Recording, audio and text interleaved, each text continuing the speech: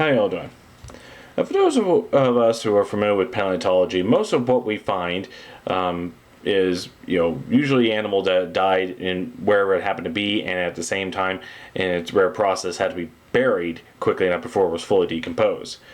You can find walls of fossil shells in some road cuts and stuff like that. Vertebrates are usually died, some place where it was buried deep, and it could have been scavenged a little bit before it was buried. If we're really lucky, we find just a whole animal, or at least most of it. It's a very rare process, mind you, because of the probability of being in that right spot when you die to where you can be preserved in such a manner. But it's only the length of time would give it give it a higher chance of probability as before we have anything at all. And every once in a while, we find fossils that show not just that the animal existed, but in the act of showing some form of behavior, a part of its life. And there's a book that explores all this. It's Locked in Time, Animal Behavior Unearthed in 50 Extraordinary Fossils by Dina R. Lomax, illustrated by Bob Nichols. And this is a nice quick read, just a little over, under 300 pages there of text, but it reads very quickly. I'll explain that in a moment. So, this book, it shows in 50 fossils some form of animal behavior, and not just dinosaurs, any fossils that we find extraordinary at that. So we find arthropods, we find fish, we find pterosaurs, dinosaurs, of course, mammals, and what have you. And just showing off some form of way that it was living right before it died. The chapters are broken up in several sections. There, one's about sex. There, one about parental care and communities, moving and making homes, fighting, buying, and bleeding. That's probably the most popular one, and unusual happenings. So, each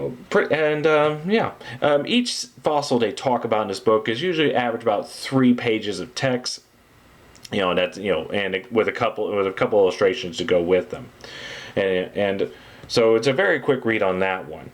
Let me go to some notable examples here. One was an oviraptor species of that, particularly Citipati osmoscae, sitting on its nest as it died. We find oviraptor nests, they're usually nice circular patterns, and there's a usual center part, right there, and we have found a species of oviraptor sitting on top of it, and that's how it died. And so that's an example of behavior we were lucky to find. There's a couple of pterosaur ones that I want to mention. One was a pterosaur, or Darwinopterus, which had two of its eggs nearby when it died. We even find a pterosaur nesting ground, which is also pretty neat. That's of the species Hemipterus tianensis. Now, this one I actually saw a replica of that at Sam Noble years ago when he had about dinosaur young and stuff like that. A Psittacosaurus, a small protoceratops there, and a whole cluster of young Psittacosaurs that all died together like that. And there's also one talks about Utahraptors on Tenontosaurus.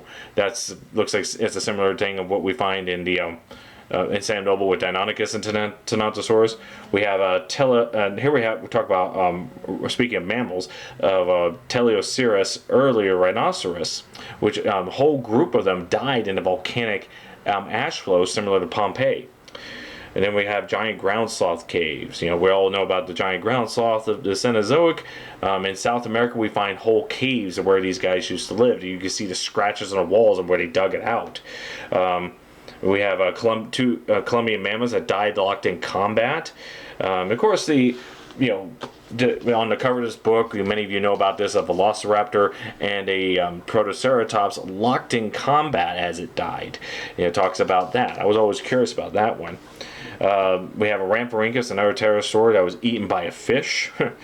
and here on the chapter of unusual happenings, we have many of us know about the T-Rex Sioux, and many of us have already been known that, and what you may not know, is that on its lower jaw there are these holes in it, but they're not bite marks, they don't have the pattern. And as they studied it further, it looks like signs of a trichinosis-like infection that this animal went through. It talks about a Jurassic crocodile that at some point of its life before it died, it got injured and its lower jaw was bent down and healed that way. Basically, it's like that, and that's how it died. So it's just an interesting little thing like that. One of the most interesting ones I thought was, just, again, the probability of something like this existing is a fossil snake, and inside the snake is a lizard that it ate, and inside the lizard was a beetle. So it's a paleontology's Mariska doll there, so to speak. So those are just a few examples out of the 50. As I say, each fossil that it discusses are about 3 pages in length, plus the illustrations. It's not technical or dry about it. It's pretty easy to read. I expect a lot of puns. The author goes there. It's written for the average person who is interested in this. But if you want to read further, there it is. This could be your good stepping stone.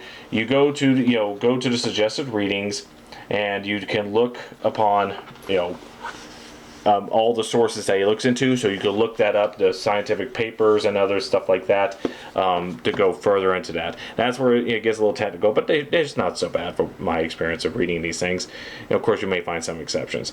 So again, this is a good stepping stone for those who are interested to read about that, and if you want to go further, go to there tells you the other sources, so you can go further down that hole. So for a straightforward book on a very interesting subject about animal behavior here, this is a good book for a lot of people to read. So Locked in Time by Dean R. Lomax, illustrated by Bob Nichols. And I definitely suggest this. Thank you all for watching. You have a nice day.